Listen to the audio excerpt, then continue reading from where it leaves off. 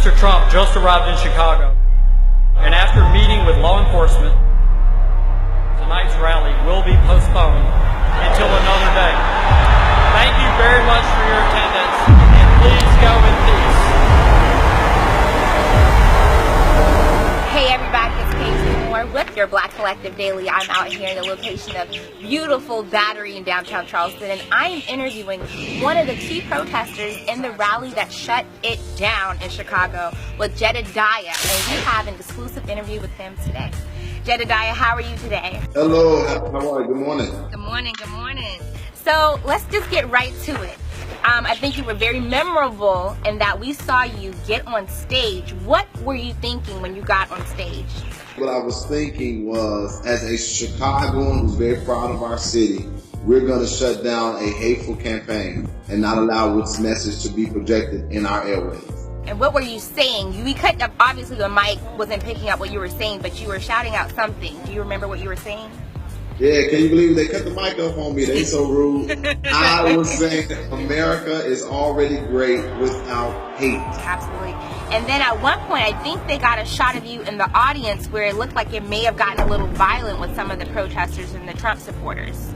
Can you explain what happened there? Yeah, so when I came down from the stage, they actually let me go back into the general area where everyone was.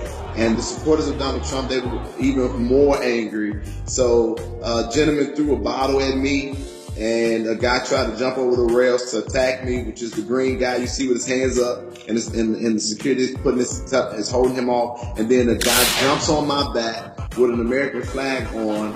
He puts me in the headlock. I swing out, and I defend myself. From Chicago, we know how to move quick and defend. Absolutely, absolutely. Now, I'm a news producer myself, and I remember watching this before putting together the 11 o'clock show, and I saw you swing. I was like, yes, that's what I'm talking about, because I'm tired of seeing it where you see the supporters.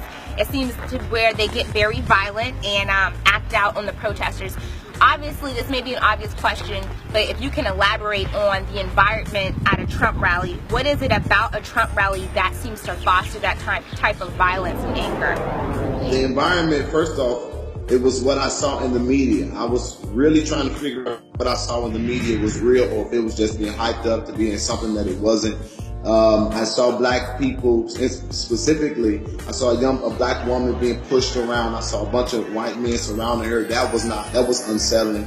And then I saw a black protester punched in the face, and then the supporter having the audacity to say maybe next time we should kill him. These were things that I was concerned about. So when it came to Chicago, of course I was going to be there to make sure our people were safe and to also find out if we're really having this kind of hateful environment. In 2016 on the presidential platform, wow, it really was. It was very racially charged and divided. It was a very tense environment, not even getting in the building. It was tense before we got in the building. While you were standing in line, you heard people on one side shouting, "Make America Great Again," "We're gonna build a wall," "Go back to your country," all kinds of racial things. It was something like the 60s. It was a very unsettling atmosphere. It was uncomfortable. Okay. And as you mentioned, you are an activist. Can you let the world know a little bit more about Jedidiah and his activism there in Chicago? Let me fix that. We tend to put labels on everything. And that kind of brings division. I'm not an activist. I'm a black man who stands up for what he believes in. And I believe that anybody and everybody could and should do the same. Wherever you live in this world, you should stand up for what you believe in. But as a man and as a citizen who takes pride where I live, I'm more so focused, or I've been more so focused on stopping the violence in Chicago. Everybody knows Chicago's been hailed as the murder capital. So I try to be proactive. I don't just show up when there is a murder scene, which there is a lot that goes into that, making sure the police and the community don't get into it. Bringing the family the necessary information, giving them a shoulder to cry on. But I spend a lot of my time trying to gain conflict resolutions, to stop retaliations, to help brothers and sisters find a better life, as well as raise the consciousness of the Chicago citizens. And I stand up for everything from policing to economic development, to education, to elected officials being accountable. Whatever's going on in my city, I'm involved in. Absolutely. And I'm going to say this as an outsider looking in here from Charleston. I I will say that most of us were not surprised that Chicago was successful in shutting down that rally, Trump's rally, because of the reputation or the title that Chicago has. But as you said, helping out in the community first and foremost and standing up for what you believe in. Let us know a little bit more about what's been called the First 50 Initiative. So the First 50 Initiative is something that I started. We've done a lot of great protesting and marching, but we're ready to build. We understand that we have to do for ourselves.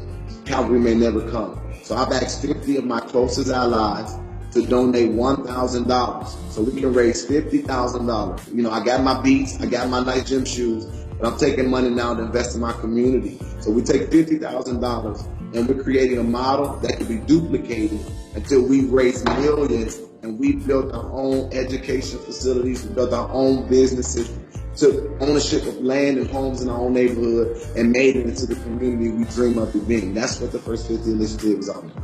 And we're definitely going to be traveling around the globe. And so I hope one day I'll be coming to South Carolina. So connect with me on social media, Live Life Freed on Twitter, Jedidiah Brown on Facebook, and all these things we can organize together and hopefully change the world. I'm looking for organizers in South Carolina. When we come to your city, I want to connect. We're going to let Donald Trump know we as a country we're not going backwards. All right, I've joked around about this too at work, but I've heard people say this push or movement. People have been saying if Trump becomes president, then they're going to move to Canada. What do you say about that? I got my passport signed up for my passport a couple weeks ago. I'm going to visit. I'm going to go scout me some houses out. This country be tweaking if we let Donald Trump become the president of America. I want to say this to South Carolina. Y'all know something about stuff kicking off. I believe it was in the 1860s where that's when the Civil War began in South Carolina. Right, and the first shots of the Civil War, right? Actually, we're right near where it happened. Fort Sumter is actually where the first shots of the Confederacy hit the Union, but yes. Yeah, and so that was a civil war between individuals about slaves and free slaves. We are literally, I feel like we have lost about 20 years of history that we don't appreciate and we don't keep in front of us, and our generation doesn't really know where we come from. What history that's forgotten is history that will be repeated. Absolutely. Thank you so much. America's already great. Thank you so very much. Y'all heard it here first from Black Collective right here on location in downtown Charleston. I'm Paisley Moore with your Black Collective. Stay tuned.